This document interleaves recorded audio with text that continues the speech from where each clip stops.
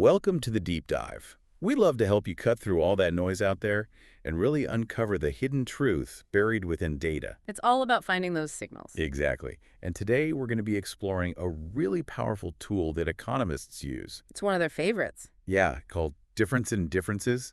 Ooh. It's like having a statistical magnifying glass, helping us understand what's really going on when something changes in the world. Yeah, like what's the real impact, not just what we think is happening. Exactly. And to make this all a little more concrete, we're going to explore two really intriguing case studies. Case studies are the best. I know, they make it all come to life, and each one's going to have a fun little twist. I love a good twist. Me too. Okay, first up, we're tackling that age-old debate about the minimum wage. Oh boy, here we go. I know, right? It's a classic. So does raising the minimum wage really lead to job losses, like a lot of traditional economic theory suggests? Yeah, it's like, what happens when you mess with that balance of supply and demand? Exactly. We're going to examine a study that challenged that very assumption and kind of sent shockwaves through the field of economics. Economists love to be shaken up a bit. That's for sure. Okay, and then after that, we're stepping up to the plate, so to speak, I see what you did there. and diving into the world of baseball. We're going to look at whether the introduction of the designated hitter rule actually boosted offense, and maybe even more importantly to the teams. Because it's a business after all. Exactly, brought more fans to the ballpark. It's a really fascinating example of how this difference in differences thing can be applied in some pretty unexpected places. Like, who knew baseball and statistics could be so intertwined? I know, right? Okay, so to guide us through these statistical mysteries, I've got an expert by my side, someone who can actually translate these complex economic concepts into plain English. Because not everyone speaks econ, you know? Exactly. And reveal the insights hidden within the data. I'm happy to be your guide. It's true. Difference in differences allows us to really isolate the impact of something specific, like an event or a change. It's like being a detective, sifting through all the evidence to find the real culprit. I love that analogy. Yeah. Okay, let's jump right into it. Our first case involves the minimum wage. Basic economics tells us that if you raise the minimum wage, businesses are going to have to pay their employees more. Makes sense. And it seems pretty straightforward that they might not be able to afford to hire as many people, right? Yeah, on the surface that seems logical. Right. But remember, real-world scenarios are rarely that simple. There's always more to the story. So true. And this is where a groundbreaking 1994 study by economists David Card and Alan Kruger comes in. Okay, tell me more. Well, they looked at what actually happened to fast food jobs in New Jersey and Pennsylvania when New Jersey raised its minimum wage. I'm intrigued. So what happened? Here's the interesting part. They used Pennsylvania as a control group because Pennsylvania didn't have any big minimum wage changes in the works at that time.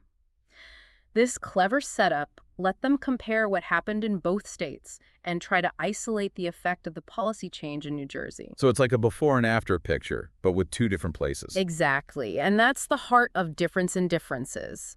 You're comparing changes in employment in both places to tease out the true impact of that minimum wage increase. So it helps separate the signal from the noise. Exactly. And here's where the conventional wisdom takes a bit of a hit. Card and Kruger actually found that, contrary to what everyone expected, employment in New Jersey actually went up after the minimum wage increase. Wait, so raising the minimum wage actually led to more jobs? It was a pretty shocking result. I mean, doesn't that defy basic supply and demand? It caused a huge debate among economists. That's amazing. So how could that be? Well, the study suggested that maybe those basic economic models weren't capturing all the nuances of how the labor market really works. Maybe some businesses found creative ways to absorb the increased costs. Like what? Well, who knows? Maybe they became more efficient, or maybe there were other factors at play that weren't in the models. So is this study saying that we should just throw out supply and demand? Not necessarily. It's important to remember that no single study can definitively prove or disprove a whole economic theory. Right. But what this study did was make economists rethink their assumptions and come up with alternative explanations. It shook things up. That makes sense. So I guess even a clever method like difference in differences has to be based on some assumptions. We're getting it. One of the key assumptions is that the two groups being compared would have followed a similar path if the change hadn't occurred. So, like in the minimum wage study, the assumption was that New Jersey and Pennsylvania would follow similar employment trends if New Jersey hadn't raised its minimum wage. Exactly. And we call that the parallel trends assumption. Parallel trends, got it. Are there any other potential weaknesses in the study? Well, you always have to wonder if businesses in New Jersey kind of anticipated the minimum wage increase and started making adjustments before it actually happened. That would make things tricky. Right.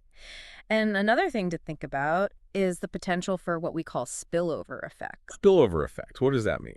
Well, could those nearby stores in Pennsylvania have felt pressure to raise their wages to keep up with New Jersey? Oh, just stay competitive. Exactly. So even with difference in differences, you have to be careful about those sorts of things. So I guess even with this cool new tool, Yeah. we still have to think critically and consider the study's limitations. You got it. No study is perfect, Rice. Uh-oh. There are always factors that might influence the results.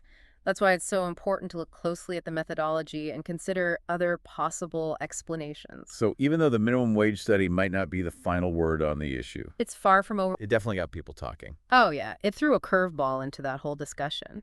And it shows how difference in differences can really challenge those long-held assumptions and bring out hidden truths in the data. Okay, so we've seen how difference in differences can really shake up our understanding of economics. And challenge those assumptions. Yeah.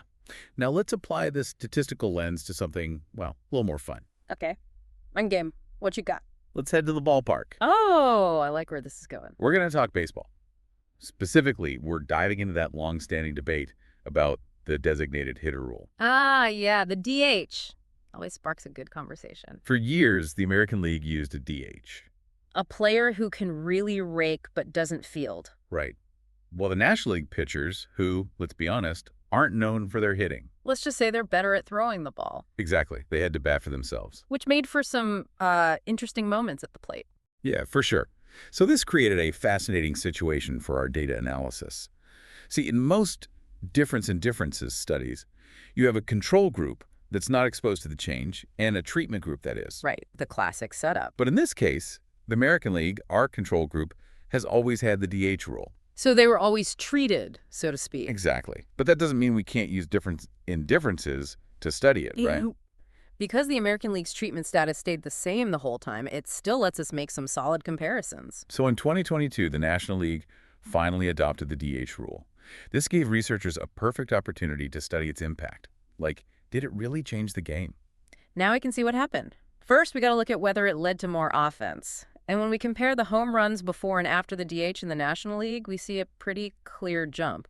Home team offense went up by about 0.43 runs per game. More dingers. But did it actually get more fans in the seats? That's the million-dollar question. When they crunched the numbers, they found that the DH rule brought in about 1,200 more fans per game. That's like a 5.3% boost. Looks like fans were just as excited about the extra offense as the players. Wait, hold on.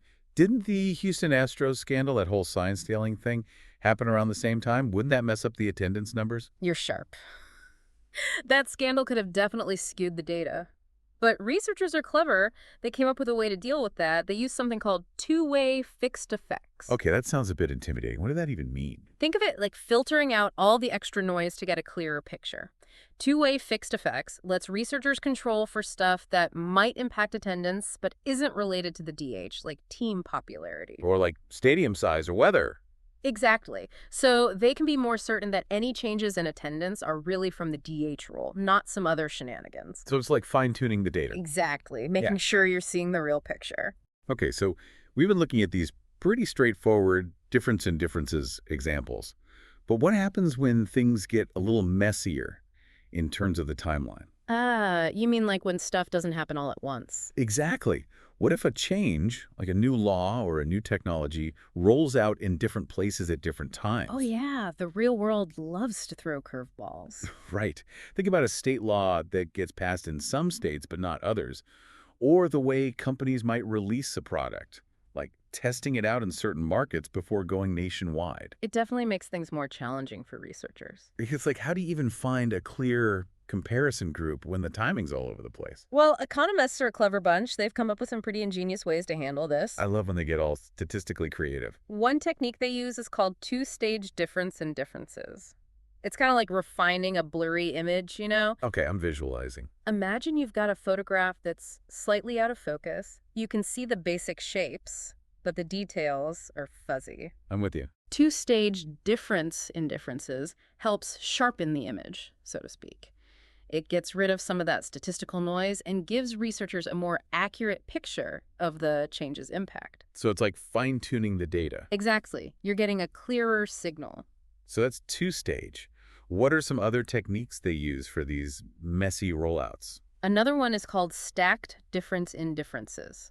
This one's really helpful when you have lots of different groups adopting a change, but they're all doing it at different times. It's like trying to put together a giant jigsaw puzzle where all the pieces are scattered everywhere. Yeah, that sounds overwhelming. I'd probably just give up and order a pizza. Well, stacked difference in differences helps break that puzzle down into smaller, more manageable sections. It lets researchers compare groups that made the change at similar times, even if those times are different from other groups. So it's all about creating those apples-to-apples comparisons. Precisely. Even when the timeline is kind of jumbled, it really shows how flexible difference in differences can be. Okay, so we've covered a lot of ground today. We've seen how difference in differences helps researchers figure out cause and effect, like with the minimum wage and the designated hitter rule. We even got into some of the more advanced techniques for dealing with changes that don't happen all at once. Exactly. And what I love about all this is that these techniques can be used to answer all sorts of questions. Oh, absolutely. Healthcare, education, the environment, new technologies, you name it. It's like having the secret decoder ring for understanding data. Now that you know about difference in differences, I bet you'll start seeing all kinds of ways to apply it in your own life. It's kind of like a new lens for looking at the world. So whether you're a policy wonk, a baseball fanatic, or just a curious mind, remember that data can tell a story. And with the right tools, like difference in differences, we can unlock those stories and learn something new about how the world works. Thanks for joining us on this deep dive into the fascinating world of data analysis.